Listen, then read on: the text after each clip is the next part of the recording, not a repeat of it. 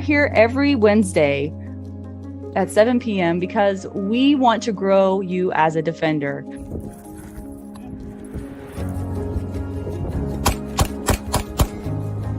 The defender seeks the challenge of standing up for what's morally and ethically right, and is willing to step forward and put themselves in harm's way because they believe that sacrifice and love is the way to do things.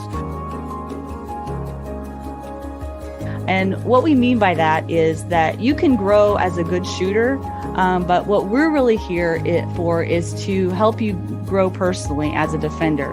We know that personal growth and shooting growth go hand in hand, and we want to work to help you become better people in your lives, in your everyday lives, and that's going to translate to your shooting on the range. So that's what we're here for.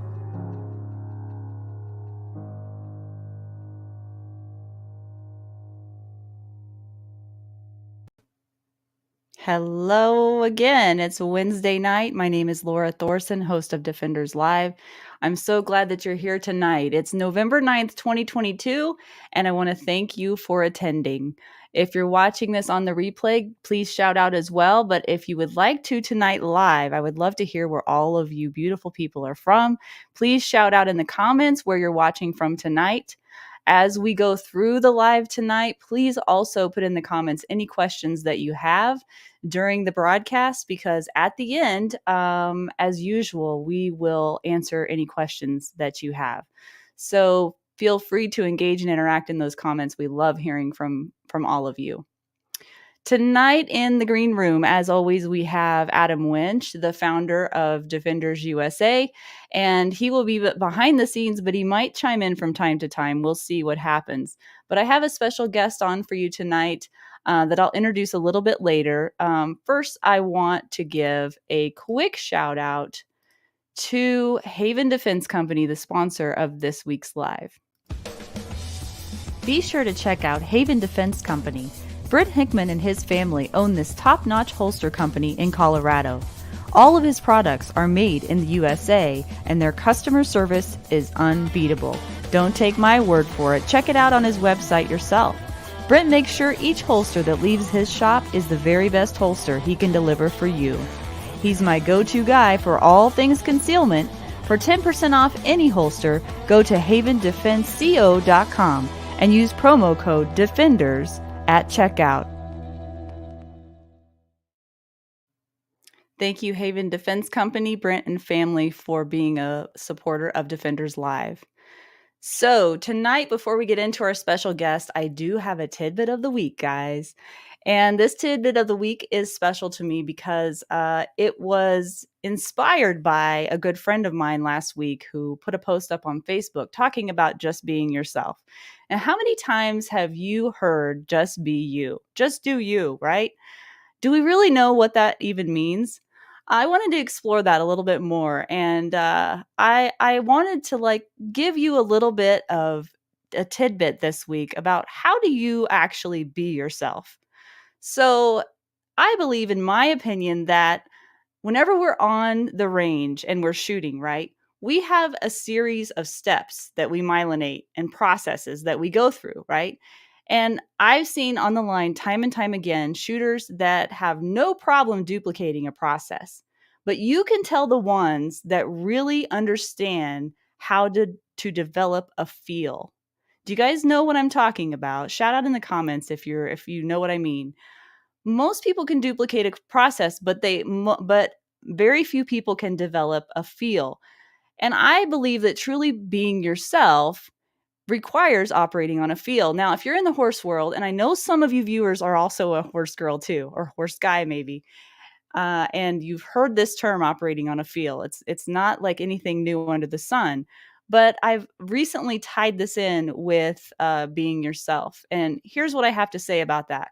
There are 3 things that I believe that will help steer you towards operating on a feel in order to go deeper within yourself, to be better for yourself and for your loved ones by being yourself, by just being you.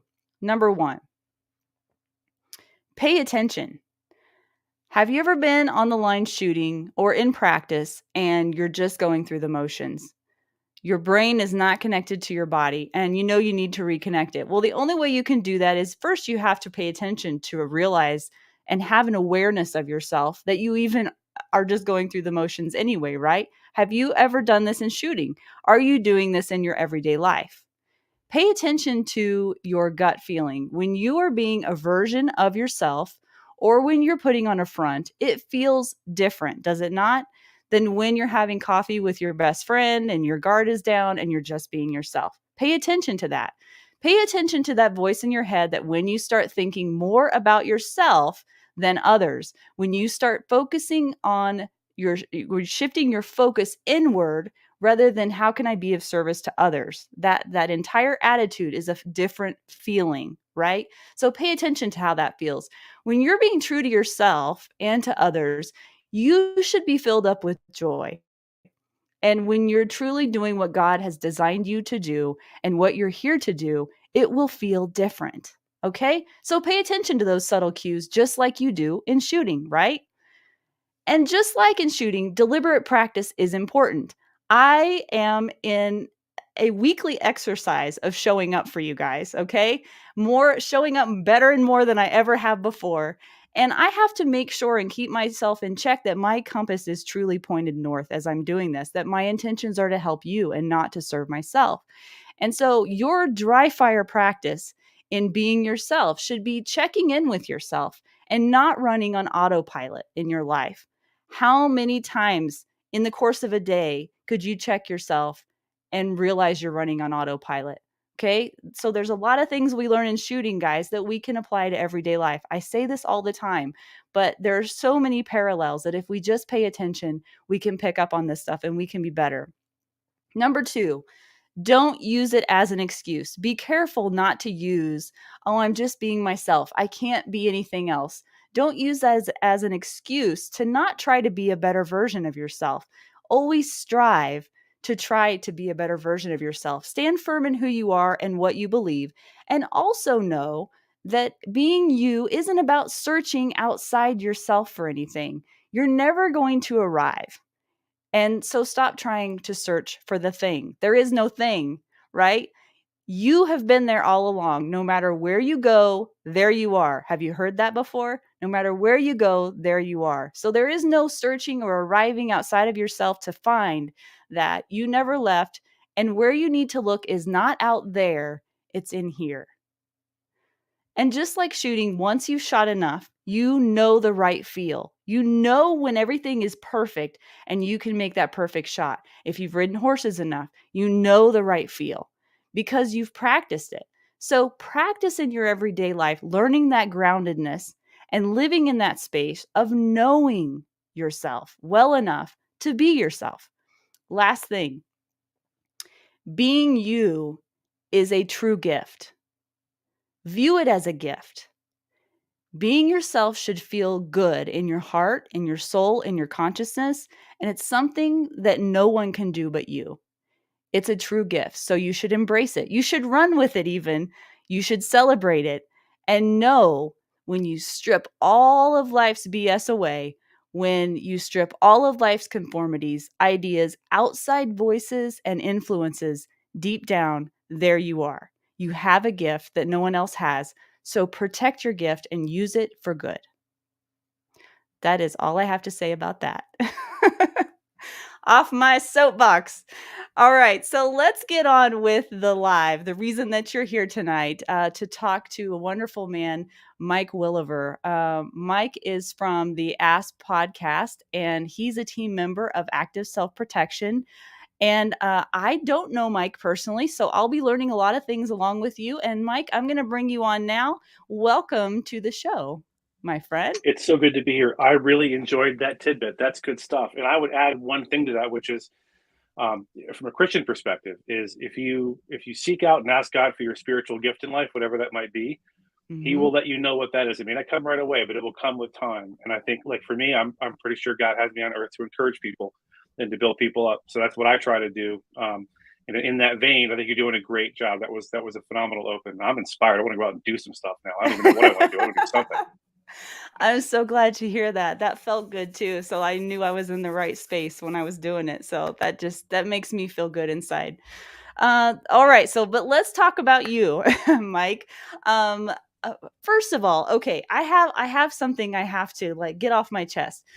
There's all these terms about video cast, podcast, blah blah blah. Is a podcast audio only, or is it video only, or is it can be both? Like the definition. Do you know? Yes. It Okay. can Yeah. be It could whatever. be. It could be either one. Yeah.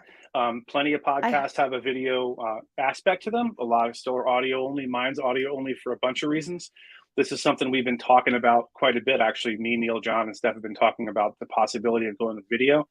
We're still talking about it because there's quite a few of my guests that, for reasons you can understand, don't want their face on the internet. A lot of Mhm. my guests don't want to use their full name. Now, I do my best to verify their story to make sure they're not, making something up. But the fact is, especially some of the female guests, there's male entanglements that are part of their problems they were having, the reason they had a defensive encounter, and for that reason, I tend to use a lot of times just first names at their request, and that's the reason we haven't done it yet. We're thinking about maybe getting some people who don't mind being on video and just putting some clips maybe up on the extra channel, but that's still a work in Mhm. progress. But Yeah, right that now, makes mine's sense. audio only. Yeah, that makes sense. Well, I had a debate with a friend of mine about the definition of a podcast, and even Google was contradicting what it was. So I thought I'd just Imagine ask that. you. Yeah, imagine that. Sure. So tell me about the evolution of the ASP podcast. What is it? What's its purpose? What's its mission? We want to hear all about it. Yeah. So I went to John. The timing's starting to get fuzzy for me now, but probably about a year before I retired. I retired in June of 21, and John and I always knew I would come to work at Active Self Protection in some form or fashion. We just didn't know what it was going to be as an instructor or what. And so we started with the podcast. At first, we weren't sure what we were going to talk about. We thought maybe we'll somehow just he and I might discuss the video of the week or something like that. But it ended up we landed on it. I think a good place to land on, which is interviewing people that have been in defensive encounters. That's the vast majority of the episodes, and discussing with them the before, during, and after. So what I mean by that is before they were in a defensive encounter, had they done any training? Frequently, there's law enforcement officers, so we will discuss their training. But for private citizens, for self defenders, we ask, hey, did you grow up in a household that had firearms, or did you grow up around that sort of self defense mentality, or not? Did you come to that as an adult? Frequently, our guests have no experience with self defense; they just found themselves in a bad spot, and so we'll have them come on. The idea being that they can learn, our listeners can learn something from their experience. I have a feeling I don't, you get demographics about your show about who's listening or who's watching in your case, and all I know is male, female, other, and then what country, what country they're in. That's basically all I got. So I Mhm. don't know the experience levels of the listeners, but it seems to be working. That it's doing really, really well. So my goal is talk about the before. The during's important, right? What happened to you? Where were you? What were you doing? That sort of thing. What was your mindset like? But I really like to focus on the aftermath. That's the part that a lot of the 2A community doesn't really focus on, is what happens after. Now, my buddy Adam Lynch, he's shadowy, he's in the background somewhere. I don't know where he is. I listened to him give a speech at the Active Self Protection National Conference after a really outstanding class that I think, had the people paid their money just to get that one class, it would have been money well spent. But after the class, he gathers the group up, and I'm sure he gives a speech other places, but he talks to them about, you got to prepare your heart. You have to have a conversation with yourself about, am I prepared to do what needs to be done? If you're just coming here and pew pew pew and shoot, taking some pictures for the gram, you're not spiritually prepared to be in a defensive encounter to potentially shoot someone.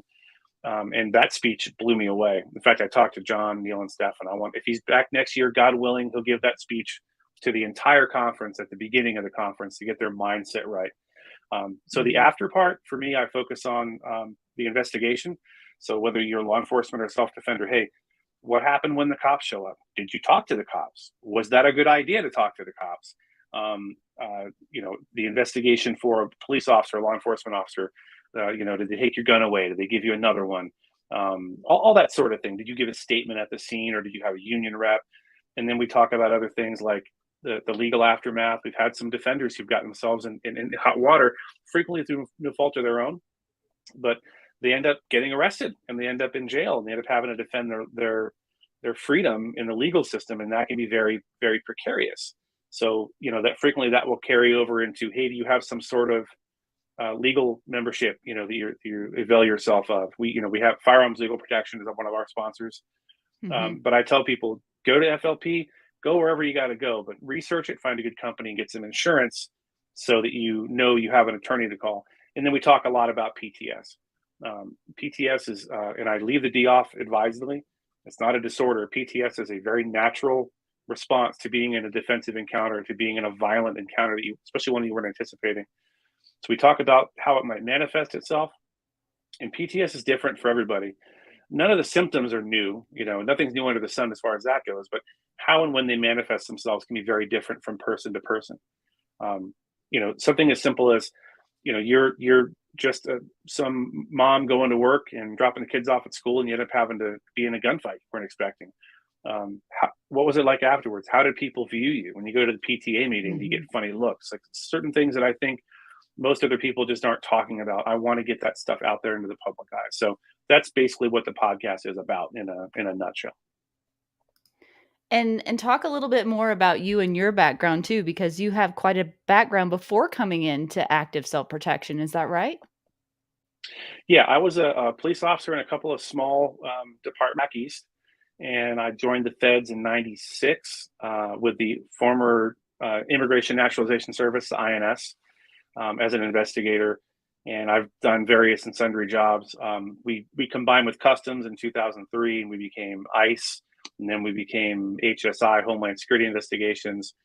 And so as a result, I stayed with the same agency for 25 plus years. And I think I have 5 different badges in a case to show off to people, because the government likes to waste your money. So if they have a PR problem with being called ICE and having the word immigration in their title, they change their name to something else. And then they spend millions of dollars to change the raid jackets and the letterhead and the badges and everything else. And it's kind of ridiculous, but I'm getting far afield. So I worked everything from basic immigration investigations to transnational gangs. Street gangs in Southern California is a big issue, as most people probably know. I worked on transnational narcotics, both in the sort of small frame of working actual just border bust cases where someone crosses the border with dope and you arrest them and you investigate it that way, all the way up to other kinds of investigations, which will remain unnamed, that involved transnational cartels. But a lot of fun. I enjoyed it. People thank me for my service. I thank them for paying me for 25 years and into perpetuity. I had a great time doing it.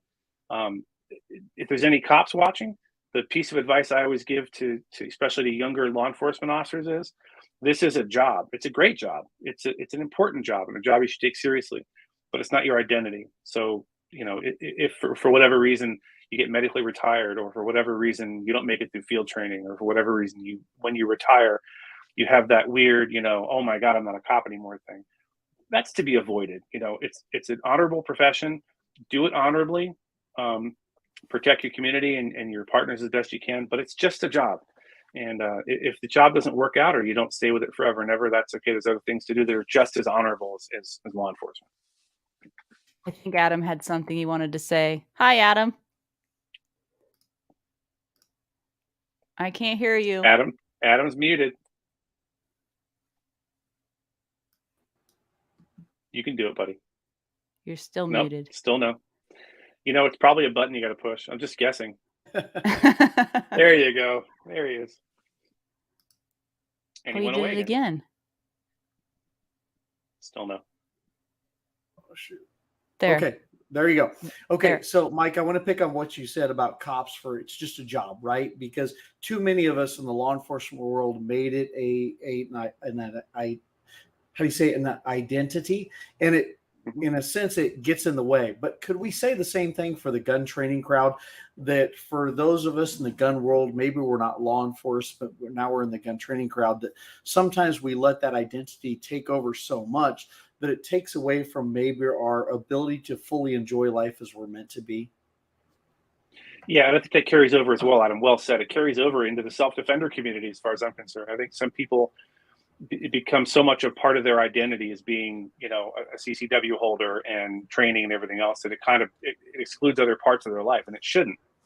Yeah. Your God and your family, I don't care what you do for a living or whether you're a self-defender or not, God and family come first and everything else comes after that. And Adam can back me up on this. A lot of cops get so engrossed in the job, they do neglect their wife, they neglect their husband and their kids, and their life becomes a shambles. And how many cops, they get divorced at 45 years old because they're so engrossed in their work that they neglect the other things in life. And I think that can also happen to just regular old self-defenders who get sort of caught up in the scene and in the world of 2A stuff and CCW and self-defense. Those things are all noble pursuits, but don't let that become your identity. Being a self-defender, being a person who will stand in the breach, being a law enforcement officer, same thing. You're someone who is self-identified as someone who's willing to step in and potentially sacrifice your life to save third parties, to save innocent people. And that's admirable. And it seems like the life lesson behind what you're saying is that this could do anything, right? Let's say you're practicing law, you're a bookkeeper, you're a baker, a truck driver, it doesn't really matter. If we allow the other things that are far less important, especially the occupation, occupy our mental and emotional space, that it takes away from the family and from your God and everything else. I think there's a beautiful life lesson in what you said and relating it to cops, but I think it translates across the board. And I just want to thank you for that. Sure. Yeah. And I would argue that it's worse with cops than maybe some other groups of people, or cops and military, maybe, where they really identify with their job to an unhealthy degree. But yeah, it could happen to anyone. It could happen to a baker. It could happen to Tony, the truck driver, it could be anybody. Okay. All right. So do you want me to take you off then, Adam? I'm good. Okay. I never know. I miss him already. I do too. Yeah.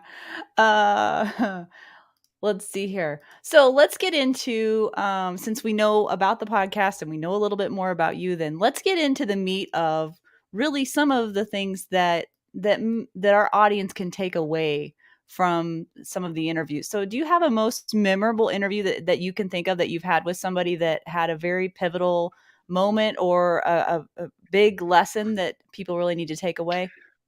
Yeah, I think so. There's several that leap to mind. I think the overwhelming point of most of these interviews is that people frequently don't see the thing coming, or more importantly, people get a red flag, or they, something pops up and they're like, that's just not quite right. And that normalcy bias kicks in, and they want to believe it isn't happening. They want to wish it away.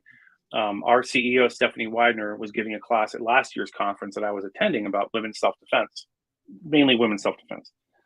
And what she says is, if you're in if something's about to happen or is happening, you need to radically and rapidly accept reality. Like, the most important thing you can do, and this is true for most of the interviews I've done, is, an example I always give is this: if you're a high school kid and you're sitting in chemistry class and you hear loud bangs in the hallway, understand that that's not fireworks. Nobody is setting off fireworks in the hallway of your school. If it is fireworks, okay, whatever. It's probably a gunman. It's probably a school shooter. So your best bet is to immediately accept that and act accordingly. What do I mean by that? So if you have a plan for an active shooter, implement it and get going. If you can jump out a window, whatever it might be. So many of my guests have come on and said, I had 3 or 4 red flags that told me I shouldn't go through that door. I shouldn't do this thing. I shouldn't go upstairs in this apartment building. And they did it anyway, only to realize they were right. That sense that was telling them don't do it is absolutely true. So with that said, probably one of the highest rated episodes I had was Stephen Willever, the hero of Sutherland Springs. I'm sure a lot of your viewers are familiar with him. He interrupted a church shooting in his small town. We have dogs. Apologize if you hear the dogs. It's okay. Excuse me. So Stephen came on graciously and told his story. And my big takeaway from his story is, it can happen here. Wherever you are, it can happen there. Carrie Dudenhofer, another good friend of mine, didn't have an incident happen to her, but it turns out this guy that ended up killing and mutilating a family, including children, had stalked her kids' dance classes, in this little town in Washington. So it can happen here. It can happen to you. I think as a self-defender or just as someone walking down the street, if you have the mindset, yeah, it can happen to me, it can happen here. Sutherland Springs is a dot on the map in Texas, like 600 residents total. And it's only because Mr. Williford was on call that day as a commercial plumber, an industrial plumber, that he wasn't at church. He was going to be at his church way down the road, but he was on call, so he couldn't go to church. So he's home, and this thing kicks off, and he rapidly and radically accepted reality. His daughter says, someone's shooting up the church. And he didn't go, are we sure? I wonder, we should call the police, or I should poke my head up. Nope. He grabbed his AR and a handful of ammo and got to work, and he saved a lot of lives that day. The most impactful part of that for me was evidently there was one young man who was already been shot, apparently with a rifle, and he was down in between a couple of pews, and the gunman is walking up to him with a pistol, getting ready to finish him off. In that moment, Stephen Williford's running across the street, and he screams, and he said it wasn't his scream. He credits God. God was calling out a demon, quite literally, like he screamed, which is not tactically smart to do. If you're trying to sneak up on an active shooter, you want to be quiet and let him know you're coming. But when he screamed, that man didn't shoot that individual and turned to face Mr. Williford. Wow. And that gave me chills when I heard that. That's powerful stuff. Yeah. Another really important episode for me was a woman who was just in her home and with a partner, with a companion, and a person quite literally burst through the front door, and it was like kind of like a studio cabin type of a deal. It's just one big room with a bathroom, I guess. And someone, I can't remember what time it was. It was 8 in the morning. They're in bed, half asleep, burst through the door. Now, how much more rapidly and radically do you have to accept something's happening than you're sleepy? You're wiping those sleep boogers out of your eyes, and there's a person standing right in front of you. Fortunately, she was prepared. She knew what to do. She had a firearm to defend herself and was able to repel that attack. And that person ended up passing away. What is important to me about her story in particular is she reached out to me after listening to an episode of the podcast, and this makes me beam with pride every time I talk about it. She heard John Daub, who was another person on the podcast, who had a not dissimilar situation where someone broke down his door and he had to defend himself with a firearm. And when she listened to him tell his story on the podcast, something in her clicked. She heard something that sounded familiar, and she realized, oh, wait a minute. I'm not crazy. I didn't lose my mind. The things I'm feeling, the feelings I'm feeling, the responses I'm having to stimuli, the sort of PTS symptoms that are manifesting themselves are perfectly normal. And she told me that on the show, and I almost cried. I was so happy to hear that healing moment had happened in her life. Mm-hmm. And she was then moved to come on the show and tell her story, which is incredible. There are a lot of stories. I love them all. Some are more or less compelling than others, but if someone would have told me I'd be at this a year ago for a whole year and be starting a second season and it would be taking off the way it did, I wouldn't believe him, because, as you know, being relatively new to this stuff, mm-hmm. I said, John, let's do a podcast. And he's like, about what? And then we figured it out. And then all of a sudden I'm like, okay, how hard could this be? I'll just record myself talking to someone and you throw it on the internet. Well, it turns out it's not that easy. In the words of Jeremy Clarkson, how hard can it be? Well, it can be very hard. And it was a lot more learning curve than I had anticipated. So, what computer to get, what recorder to get, what microphone to get, how to distribute it, how do you get an Apple Podcast, all that sort of thing. But no, I'm stoked. I think as a team, I have great people that I'm working for and working with me. Soleil Rocher will get me guests. People will write in and go, hey, I had a thing happen. And she'll shoot them over to me and we get it worked up. So yeah, it's going well. I'm having a blast. Well, I'm so glad that you're doing what you're doing, and we had a great talk. I can't remember. I lose track of time so easy. I don't know if I talked to you 2 days ago or 2 weeks ago, but anyway, we talked, and we had a great discussion just about what you're kind of describing about kind of being new to this and learning all of this as you go. It's sometimes overwhelming and challenging, but so rewarding, don't you think? It's just so rewarding and worth it. My imposter syndrome is not 100% cleared up, but I think anyone doing something like this suffers from at least a little bit of that. And if you don't, I think maybe you're full of yourself. And frequently for me, you might experience this as well. I come on the show, I'm not really sure what we're going to talk about, and you ask a question, and off I go to the races for a 5-minute answer.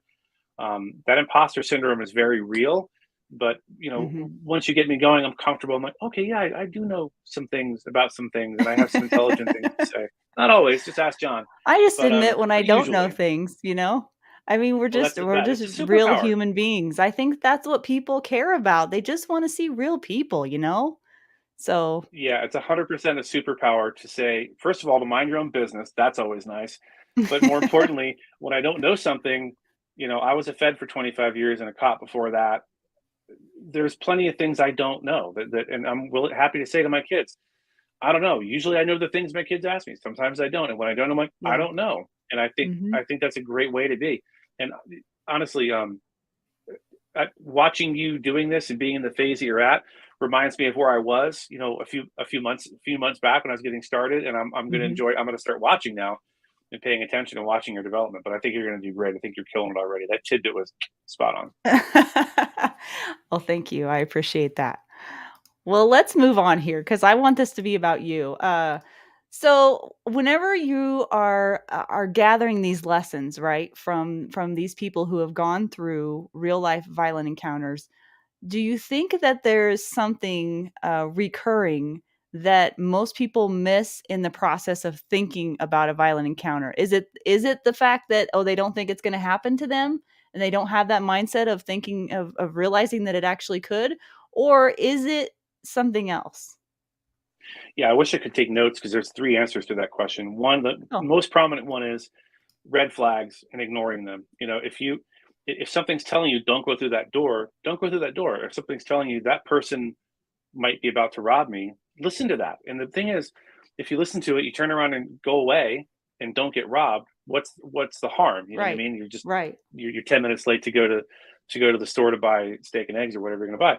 So that's number one. Number two, I think, is most people fail to consider the aftermath of something like this. I think everyone wants to imagine, they stand in the breach and they stand tall and they shoot the bad guy.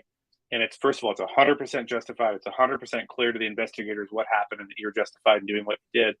And they don't think about what's going to happen after. Am I going to get arrested? Mhm. Am I going to get prosecuted potentially?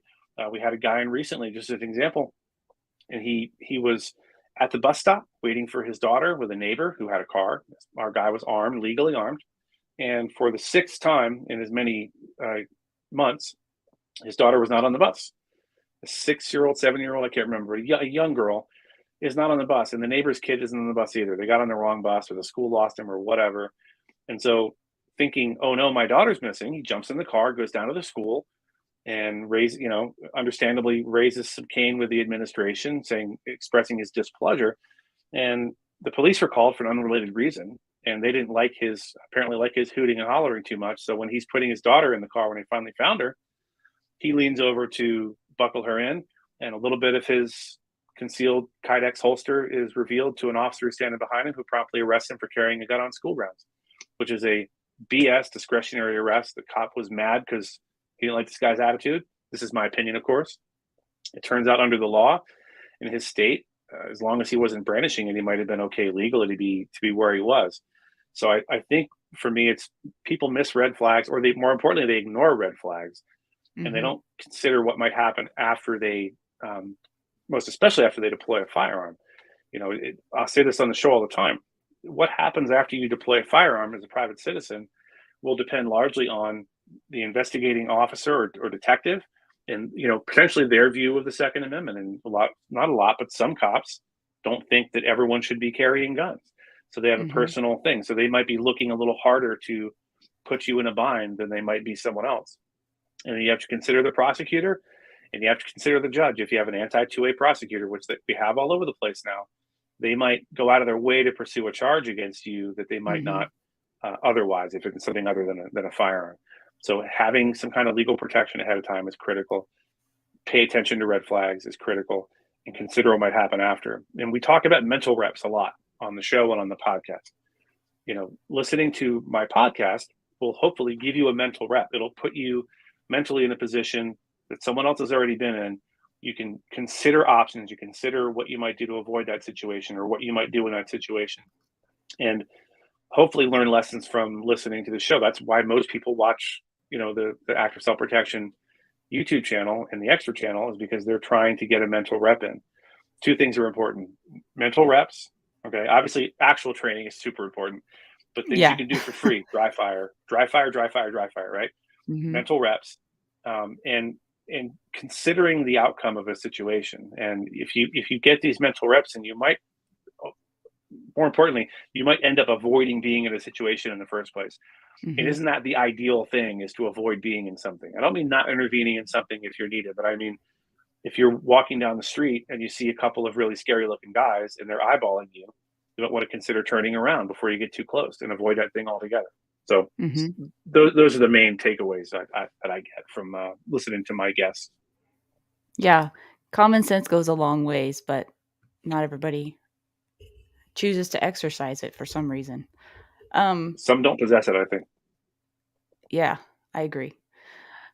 I want to let you guys know, if you have any questions for Mike or for myself, we're over the halfway point here on the live stream. So we're going to be shutting it down here within, we might be cutting to questions in the next 10 minutes or so. So if you have anything that you want to ask Mike or myself, put those in the comments now so that we can go through those and have those ready for Mike a little bit later. So let's move on here to, I'm kind of curious about this. So you interview law enforcement and civilians, right?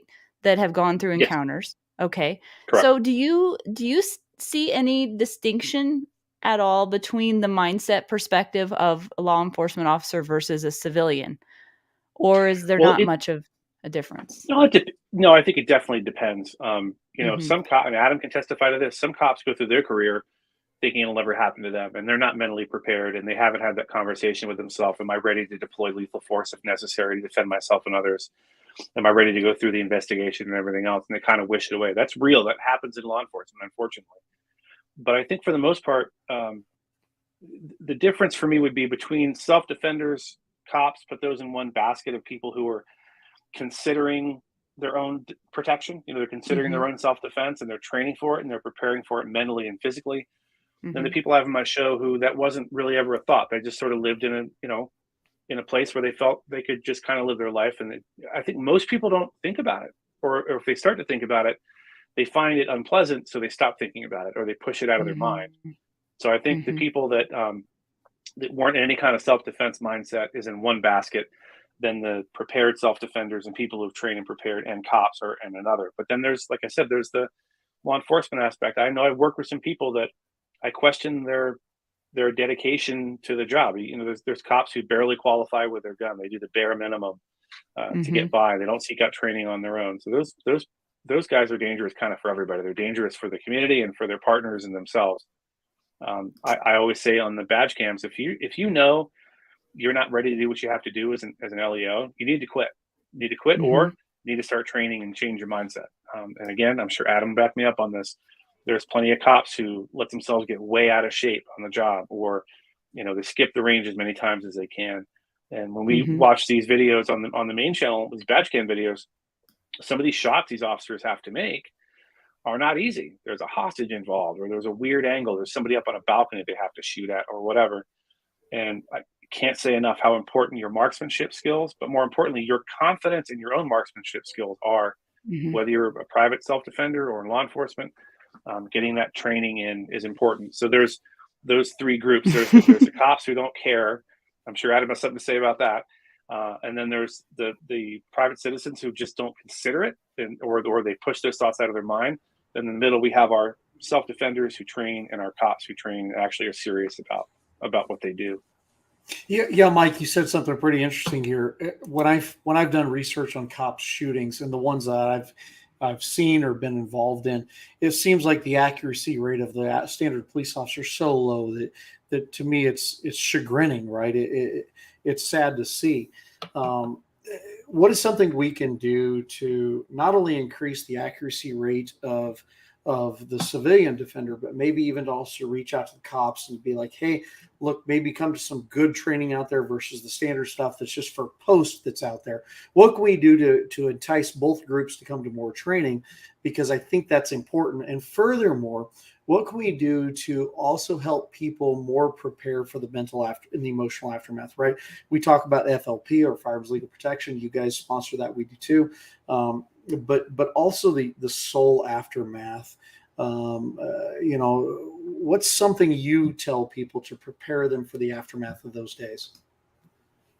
Well, when it comes to cops, first of all, I meant what I said earlier. I think you should tape that talk that you give at the end of your class, and it should be presented at every police academy across the country, because you crystallize in about 5 minutes worth of a really good speech the things that are missing in most people's training regimen, the things that are missing in most people's level of emotional, physical, and spiritual fitness. As far as encouraging cops to train more, I think someone needs to give them that speech and be like, if you're not taking this seriously, you need to step away or go do something else, or consider getting a desk job, or whatever it is you have to do. Because every minute you're out there on the street as a law enforcement officer and you're not prepared mentally, physically, and spiritually to do what you have to do, you're no longer a protector. You're a detriment to your community. You're a detriment to your department, to your partners. And so John thinks I'm a little hard on my fellow cops sometimes on the main channel, but it's absolutely true. And I think another thing I want to address, and I don't know if this is the same other places, but as a former firearms instructor with my agency, there were times when I saw agents and officers and task force officers who I did not feel comfortable signing off on their proficiency. What does that mean? You can get all the dots, you can get all the rounds right where they need to be, roughly, maybe a shotgun pattern, but you pass. You got a 201 out of 250, just enough to qualify.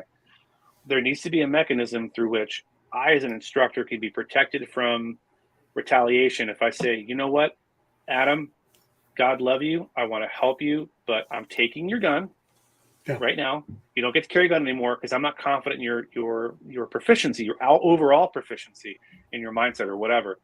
There needs to be a way that I can do that as a trainer, and then come alongside you and go, okay, you're off your assignment for 2 weeks, and we're going to go and we're going to work on you if you want to do that. Or you can quit. It's entirely up to you. I think a lot of trainers in law enforcement are afraid to take that nuclear option of taking someone's gun away.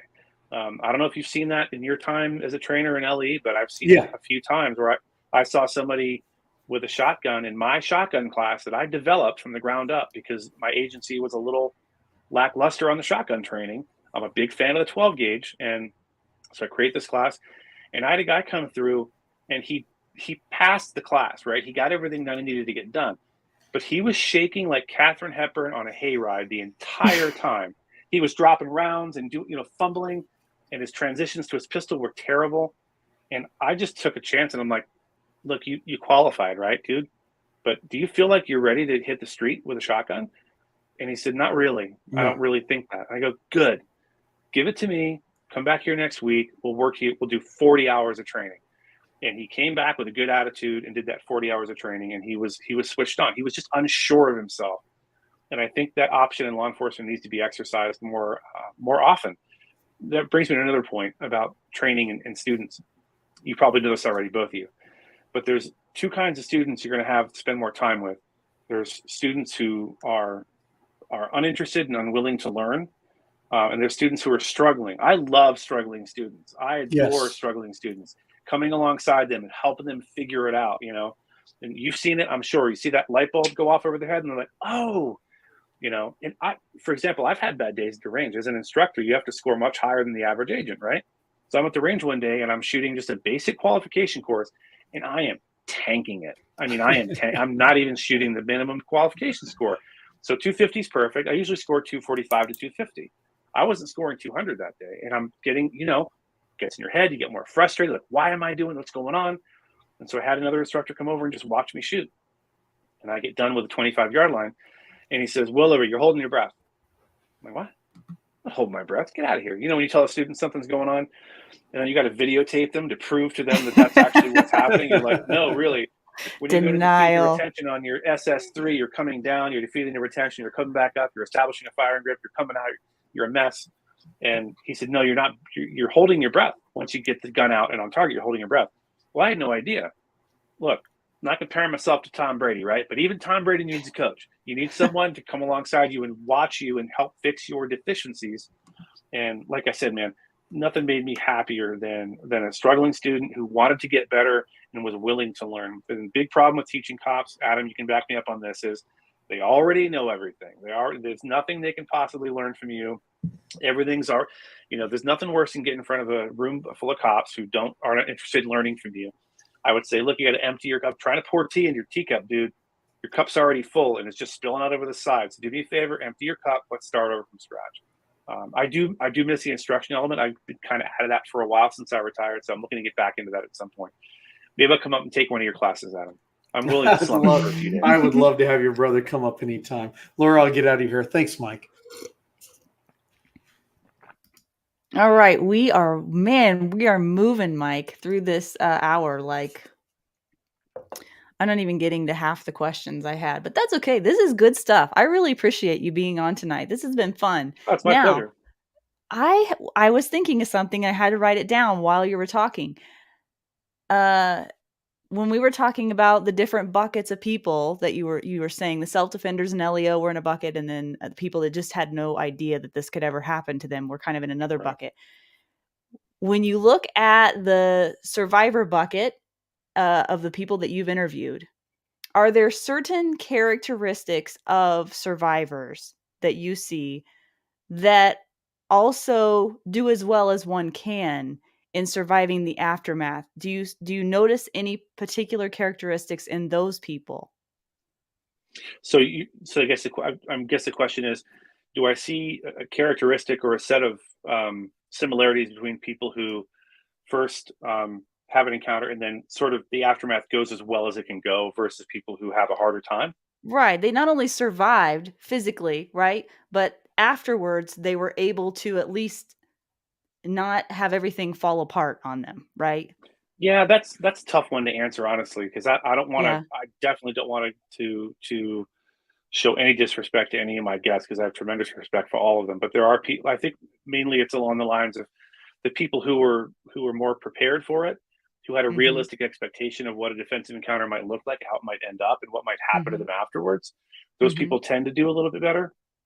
But I think the important thing I want to point out is if assuming there's no big legal fallout, and you didn't, get seriously injured or lose a loved one or something like that, it's a straight up, you defended yourself using some sort of force and prevailed. I think the people that already have a self-defense mindset are almost always going to do a little bit better in the aftermath, because the people who weren't planning on being assaulted or attacked or whatever, they hadn't had a single mental rep ever in their life. They'd either Right. ignored the possibility of something bad happening to them or wished it away, or when they started thinking, I wonder what happened, I might get mugged here or whatever, like, not going to think about that. Probably won't happen. And that's true, it probably won't happen. But the people that are thinking about it ahead of time, I think always tend to do better. So people watching your show, for example, are already in the 1%, of people who are in the 2A firearms community and self-defense community, or the Mhm. LEO community, because most cops don't get training outside of work, right? John likes to say that most people in America who buy a gun, God bless them, I'm glad they do, but they take the gun out, fiddle with it, don't learn anything about it, don't shoot it, maybe once, maybe never. They put it in a Mhm. drawer or a safe or under the bed or wherever, and there it sits. And those people are always going to have a hard time. So if you're watching this show, if you get into the range regularly, you're in the 1% of all gun owners in the United States, which is good for you. It's a sad fact that that's the case, but Mhm. that is the case. So I think people who are, to answer your question for the third time, probably, because I tend to ramble, to answer your question, I think the people who are considering possibilities and considering scenarios and getting mental reps in and training are almost always going to be more prepared for the aftermath because they're more prepared for the incident. If that makes any sense at all. It does make sense at all. Yeah. Thank you. We talked about FLP. I wanted to point this out. Yeah. FLP is your sponsor as well, I guess. I didn't know that. Mhm. They're good people. I had a guy on who lived in Maricopa County in Phoenix who got into a shooting that, had he had the wrong investigator, had he had the wrong prosecutor, it could have gone really poorly for him. What had happened was he had a former neighbor who was a convict, a parolee, felon, whatever, stalking him. He tried to befriend the guy, tried to help him, didn't work out. The guy was literally stalking him, showing up at his place. And so this guy trained, he armed himself. He got security cameras around his house. So he has the entire thing on tape where at the last minute, he's pointing a gun at the guy. The guy's chasing him still, which is not good. The guy doesn't appear to be armed, but then he takes his shirt off and says something like, "I'm going to take that gun," and then lunges at him, and our guy shoots. Okay. Justified shooting. Not your ideal circumstances, right? Your ideal circumstances is it's super duper clear that guy's armed and he's about to shoot me and I have to shoot him. Mm-hmm. That wasn't the case. So he had that on tape. Every part of that was on tape. In fact, it looks like he even tried to get the guy in front of the camera at one point to make sure everything was caught on tape. He spent $15,000 right out of the shoot. He wasn't even arrested. $15,000 just to get started with a good lawyer who used to be a prosecutor up in that area. So I can't say enough about having legal protection ahead of time. Do your homework, find a good company. We like Firearms Legal Protection. That is the best kind of insurance you can have. Because in those moments, in the unlikely event you have to use your firearm, in those moments afterwards when you're freaking out, because you're going to be like, was that justified? Is what I did okay? Do I call the police? Who do I talk to? And you can call the police, call your FLP rep and be like, this just happened. And they'll be like, all right, calm down. Here's what you say. Here's what you don't say. Because the last thing you want after a shooting is to get diarrhea of the mouth with a police officer who may or may not be friendly to your position.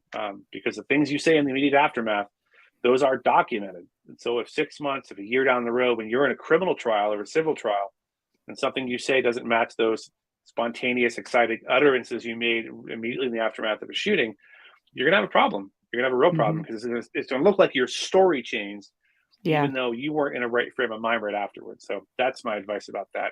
Get yourself some firearms, some sort of protection. If it's not FLP, get something. Yeah, absolutely. I totally agree.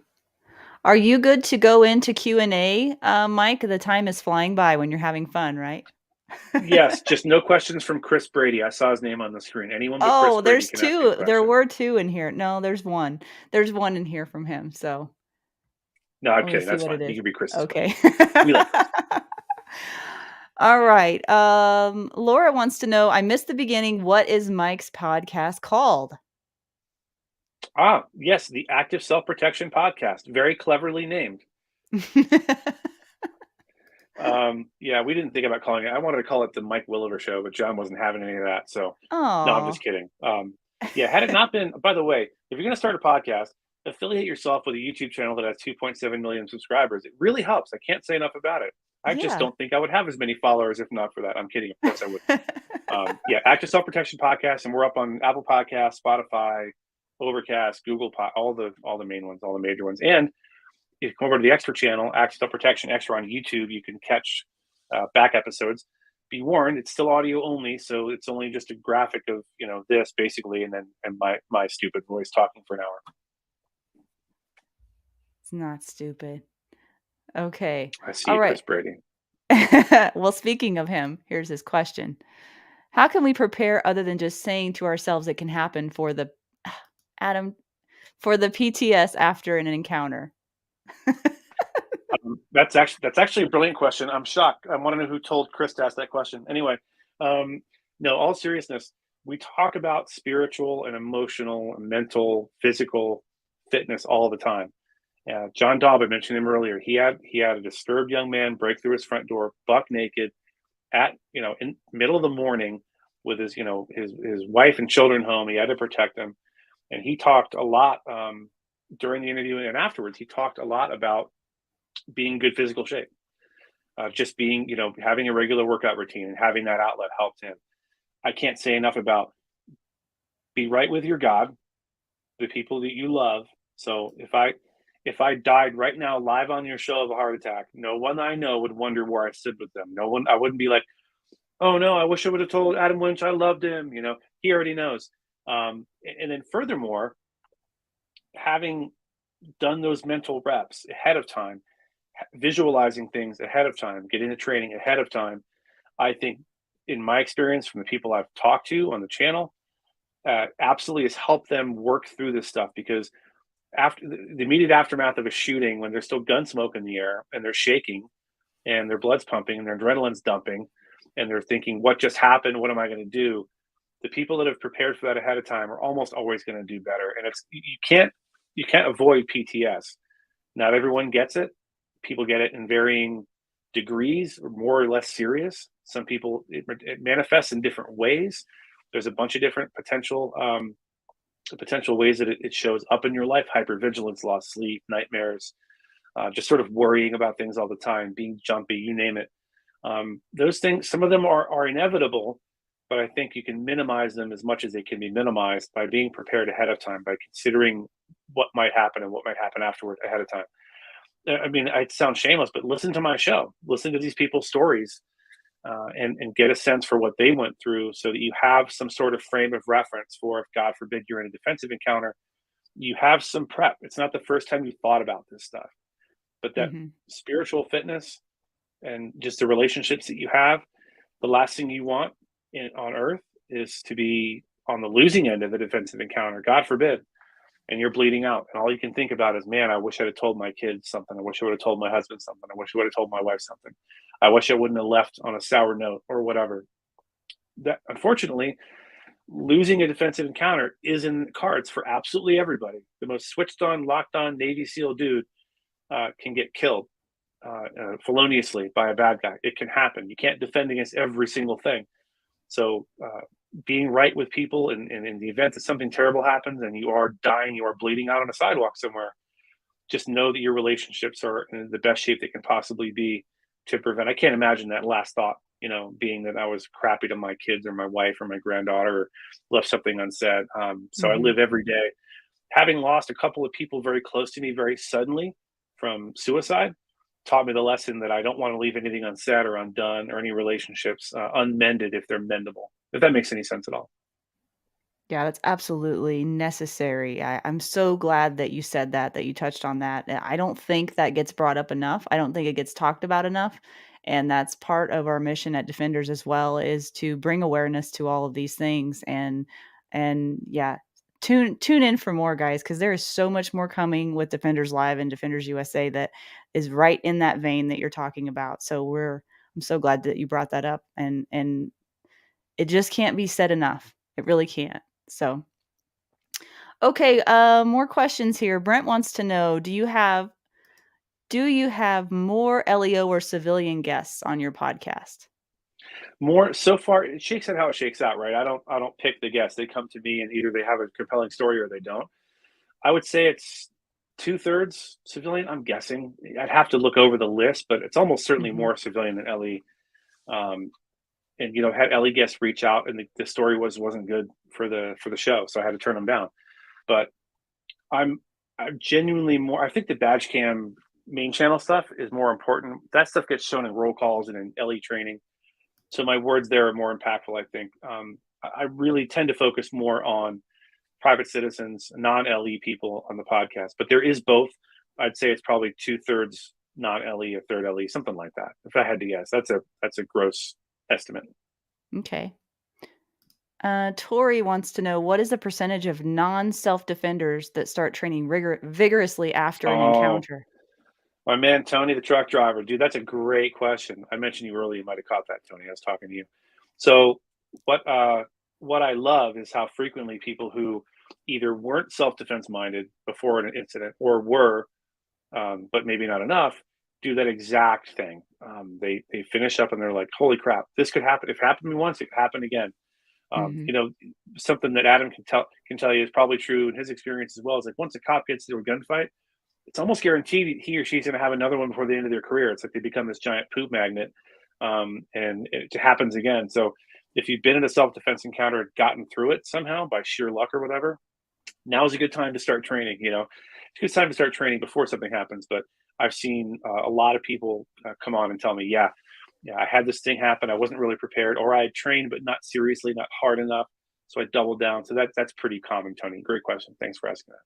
And I see you got Stephanie Widener coming up on the 14th of December. Folks, tune in for that one. She's awesome. She's my boss. I have to say nice things about her. Yes, she is coming up, and I'm adding more people to the list as well. So that list is going to grow, I hope. And I'm not going to be able to, I don't think, to get all the questions. We only have a minute left, but and I don't know if this is serious or not. but this is what it says. Mike has an incredible voice. Do you mind giving us a bit of it as well with my soul? I'm Is not that a going to joke sing or is on your that real? show, but if you go to Michael Willever is my little YouTube channel where I lead worship at church. So yeah, you can listen to that. YouTube.com/Michael Willever, something like that. And it'll pop up, and all my church stuff and some non-church stuff pops up there as well. Yeah, I do sing and play the piano. Well, I did not know that. I'm learning so much about you tonight. That's There so you go. great. I appreciate Okay. that. Chris Brady said I have the voice of a generation. I don't know if that's true. That's just what he told me. So All right. Well, we're on the hour mark here. Adam, is there anything that you wanted to add before we wrap up? Okay. I'm sorry I didn't get to everyone's question. Um, you guys had some really, really good ones. And maybe Mike can go in the chat afterwards in those comments, maybe, and answer those questions. But I do want to be respectful of his time and of your guys' time as well. So, Mike, we will put up, Adam, will you put up again where to find the podcast? And is that what we need to do to go to activeselfprotection.com/podcast? Is that the best place to look? that's one way to do it. It's a little clunky still. We're working on Okay. getting that kind of up and running more. But if you are on Spotify, you can go to Spotify, type in Mike Willever or Active Self Protection. It'll pop right up. If you're on Apple Okay. Podcasts, same thing. If you just Google Active Self Protection Podcast, I'm sure various and sundry formats of it will pop up. And if folks have questions, I can't stick around and answer questions right now. However, if you have a question for me, hit me up, Mike at activeselfprotection.com. I am the show. Other than getting guests, which I do most of that too, I'm the editor, I'm the producer, I'm the executive director, I'm the president, and all that other stuff. So I answer my own email. So if you send me an email, it comes to me, I'll get it, and I'll answer it as soon as I possibly can. So yeah, please do. That would be great. That would be great because there's a couple there I wasn't able to get to. So, Mike, thank you Sure. again for coming on. I so appreciate your time. I appreciate your heart. I appreciate your insight. You're an inspiring man, and I'm totally rooting for you. I think what you're doing is great, and we really need you in this industry. So, thank you for what you I do. appreciate those kind words. Folks in the comments, give Lora a quick round of applause. She's killing it. She's just starting out in this. And I gotta tell you, Would you I was stop? not at her level this early on. I'm really impressed. You're doing a great job. And that's not just the encourager, Mike. It's just true. You're doing a great job. I love it. I didn't know there were levels. Yeah. Yeah. Encourager Mike's not even here right now. He's another one of my personalities. Thank you. Thank you, Laura. I appreciate the kind words. I really do. Wonderful. Well, maybe we can have you again on again sometime in the I'd love future. to. Okay, Sure. wonderful. All right, well, I'm going to wrap up here, guys. I want to quickly shout out because we're just a little bit over time. I want to quickly shout out that we're going to have a special guest on next week. And at first glance, maybe you saw it on the Defenders Live Facebook page. Maybe you didn't. If you're not on the Defenders Live Facebook page, you really should be. Please join that.